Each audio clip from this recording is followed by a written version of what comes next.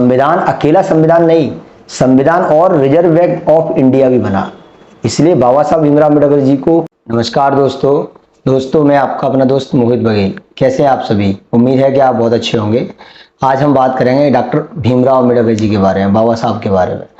बाबा साहब का जन्म 14 अप्रैल 1891 में हुआ था, ये सभी को पता है, और उनका देहांत 6 दिसंबर 1956 में हुआ था। लेकिन इस बीच में उन्होंने भारत से कैसी कैसी चीज़ों को निकाला और चीज़ों को समाप्त किया। बाबा साहब का जन्म ब्रिटिश ईस्ट इंडिया में हुआ था, जब ब्रिटिश शासन चलता था हमारे भारत में, जब बाबा साहब भीमराव अम्बेडकर जी का जन्म हुआ था। और ये छुआछूत की बीमारी, मेन चीज है छुआछूत की बीमारी, कास्टिज्म को खत्म करने के लिए बाबा साहब ने अपना पूरा जीवन निकाल दिया। बाबा साहब भीमराव अम्बेडकर जी को पढ़ने में बहुत रुचि थी, लेकिन बाबा साहब भीमराव अम्बेडकर जी को पढ़ने के लिए स्कूल में एंटर नहीं किया जाता था। बड़ी मुश्किल करके उनके पिताजी ने उन्हें एक स्कूल ज्वाइन कराया भी था, तो उन्हें क्लास के बाहर बैठना पड़ता था, क्लास के बाहर बैठकर पढ़ते थे। लेकिन आईक्यू उनका इतना तेज था कि वो क्लास के बाहर बैठकर पूरा कैच करते थे, और जो बच्चे क्लास के फ्रंट में बैठते थे उन्हें कुछ भी समझ में नहीं आता था। इसका मतलब ये है कि आपका इंटेलिजेंस, आप सभ्य होने चाहिए, आप पढ़े लिखे होने चाहिए, आप वहां से दुनिया को मैसेज मिलता है कि हर व्यक्ति को पढ़ा लिखा होना चाहिए, जो पढ़ा लिखा होगा उसी का चलेगा।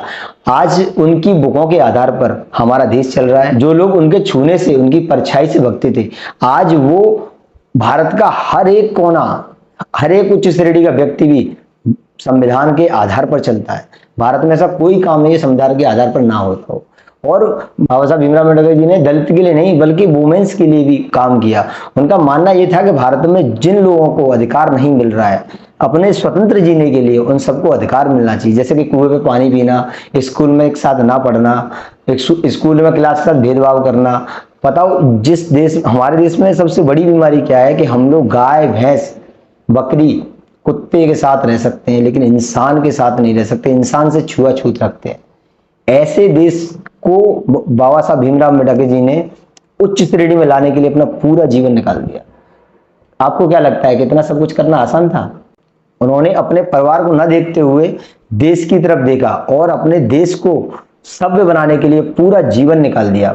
इस पर मैं एक लाइन कहना चाहूंगा, जो व्यक्ति जो खुद के लिए करता है काम, वो व्यक्ति रहता है आम, और जो व्यक्ति खुद के लिए नहीं देश के लिए करता है काम, देश का करता है सम्मान, वो व्यक्ति जीवन में जाकर बनता है महान। ऐसे ही थे हमारे भारत रत्न बाबा साहब भीमराव अम्बेडकर जी। वैसे कहने के लिए बाबा साहब भीमराव अम्बेडकर जी के बारे में बहुत कुछ है, बोलते बोलते बहुत लॉन्ग वीडियो हो जाएगा, और बड़े महान हस्ती के बारे में आप कहते कहते थक जाएंगे, लेकिन उनकी स्टोरी खत्म नहीं होगी। इसलिए वीडियो को यहीं विराम देते हैं मित्रों। अगर आपको बाबा साहब भीमराव अम्बेडकर जी के बारे में ज़्यादा से ज़्यादा जानना है तो उनके बारे में पढ़ें, इतिहास पढ़ें उनका, और संविधान पढ़ें। और हाँ, मैं एक चीज़ और बताऊं, उनकी बुकें और उनके ज्ञान के आधार पर रिजर्व बैंक ऑफ इंडिया बना और संविधान बना। ये बात मैं दोबारा दोहराना चाहता हूँ, संविधान अकेला संविधान नहीं, संविधान और रिजर्व बैंक ऑफ इंडिया भी बना। इसलिए बाबा साहब भीमराव अम्बेडकर जी को हमें पढ़ना चाहिए, जानना चाहिए कि वो कैसे व्यक्ति थे और उन्होंने देश के लिए क्या क्या किया। तो मित्रों, आज की वीडियो को यहीं विराम देते हैं। जब तक के लिए मेरी वीडियो को लाइक करें, चैनल को सब्सक्राइब करें, साइड में बेल आइकन से जरूर दबाएं, और कमेंट बॉक्स में बताएं कि वीडियो कैसा रहा।